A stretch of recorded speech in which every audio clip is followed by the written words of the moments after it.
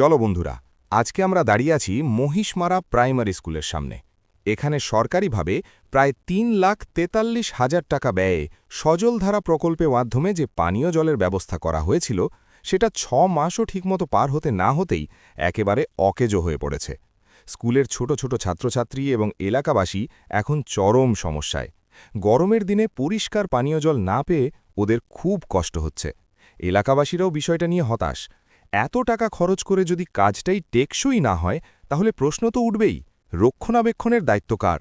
আমরা কোনো রাজনৈতিক দোষারোপ করতে চাই না, কিন্তু স্পষ্টভাবে বলতে চাই, অঞ্চল স্তরের দায়িত্বপ্রাপ্ত নেতা, ব্লক প্রশাসন, সংশ্লিষ্ট দপ্তরের আধিকারিকরা দয়া করে বিষয়টা দ্রুত নজরে নিন।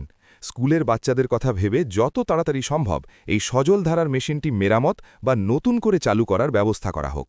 আমাদের একটাই দাবি, নিরাপদ পানীয় জল ছাত্রছাত্রীদের অধিকার। এই অধিকার যেন আর অবহেলিত না হয়। ভিডিওটা শেয়ার করুন, যাতে দায়িত্বশীল মহলের চোখে পড়ে এবং দ্রুত ব্যবস্থা নেওয়া হয়।